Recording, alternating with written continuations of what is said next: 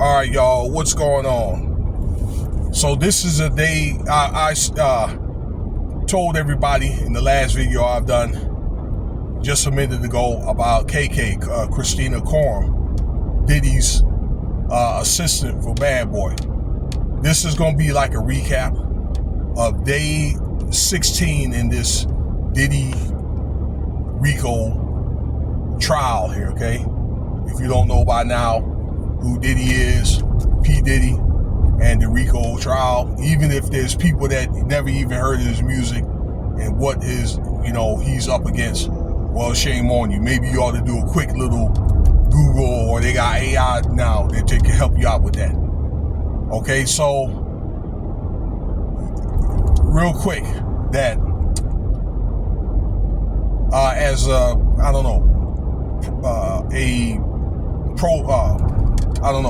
prologue of what happened yesterday was Diddy's assistant was actually exposed as being, maybe has some type of indirect involvement with that Cassie, the tape and things like that, trying to get the tape and then, get paid off and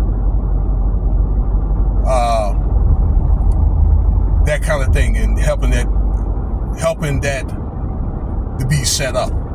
So what the FBI is looking at is they're looking at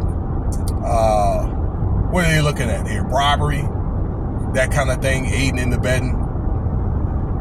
All right. Although Diddy's not a criminal, but yeah, she was exposed by the security guard in the International Hotel that day. Okay, so you get more details of the Christina Coram video. Again, I just made it. You should either see it above or below this video.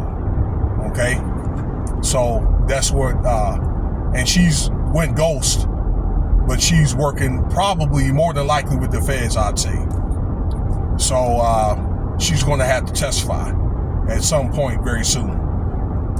So let's talk about here Brian Ferguson, okay, which is the CEO. He was the CEO for BadBoy for about 20 years, and it was very, very interesting on how, and maybe you ought to, if you're thinking about doing a business in a group, actually to see how the business is done.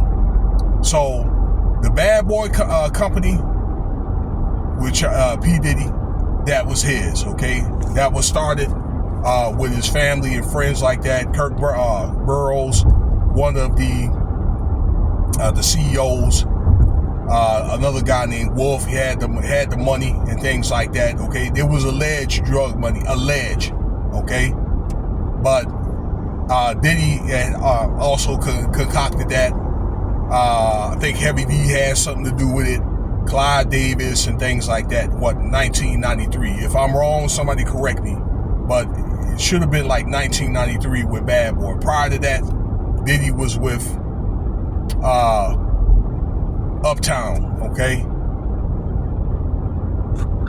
So he was, let me see here, Mr. Ferguson was the financial chief for BadBoy from 1998 to 2017, and he basically broke it down to how it works, where he was the chief of for BadBoy Entertainment. Also, his mother, Diddy's mother, Janice Combs, had like Janice Combs Music Inc.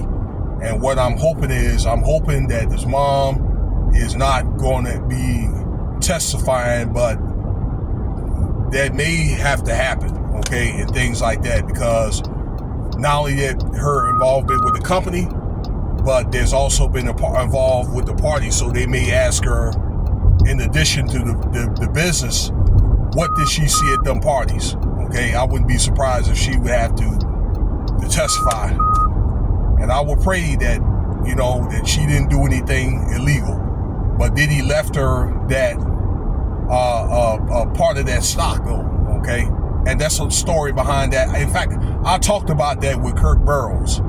So it was those two companies, respectively, in the late 90s, okay? There was more companies added on. We'll get to that here in a sec.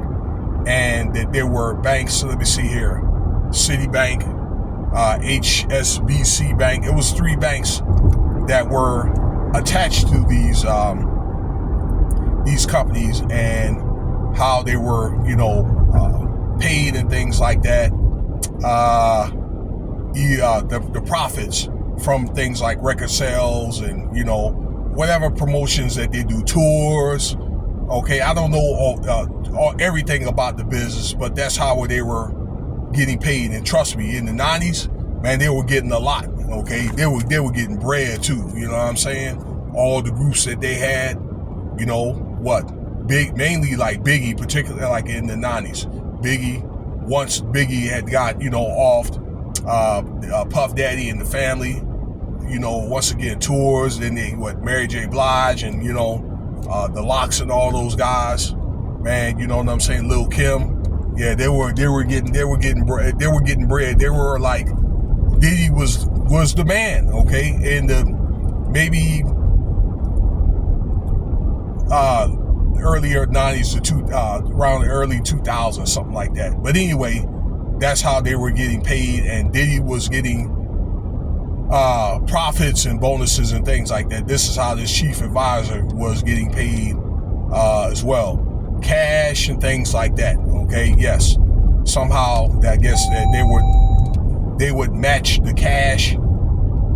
Okay, so what he did, how he did this cash was, his business. Let me see here. Let me keep an eye on the time here. Okay. In so many words, but particularly like with Sean John, he was making a lot of bread with Sean John, man. I used to have a lot of this Sean John. But the record business was getting pretty competitive in the 2000s and things like that. There were other people that were coming up, so that's when he had got into things like promoting other bands and things like that. The band Danny Kane, Ciroc, that kind of thing. So he started getting into so he started having like partnerships with other record companies and other production groups like that. Because once again, that with these reality shows and things like that, then he was working with these other networks and things like that, TV networks. Revolt, like in the 2000s, 2010s and things like that. He was part of the network, but he wasn't part of the TV and all that. So TV part of it. Okay. So one thing that touched me was in the 90s and early 2000s that Brian Ferguson said this, that Diddy was going out to community looking for talent and things like that, okay, to help out with the record company, anybody that he felt, all right, and people did get screwed over, okay, but that he had tried to, said that Diddy had tried to do that, okay, like during the 90s and things like that, okay, to a fault, and that's just what I believe, but, you can't knock their efforts and all that, okay? I think what we learned that's what's significant from all this is Diddy did not get this money from no criminal enterprise. I just told you the way that it was structured. It was structured under BadBoy, okay, and his mother's group, and then later on other LLCs, all right, because you had LLCs that were attached to these other partnerships with record companies and also production companies, okay, and things like that. He was also getting profits from that stuff, okay. So he wasn't getting money from drugs. Like that financial advisor, Mr. Ferguson, strongly denied that and things like that. So the monies that he earned and his security company was also attached to that too. What he did with his money as far as the other stuff, like, putting together, the parties and all that, and all the other stuff that he did, substances, did use his own money for that, okay?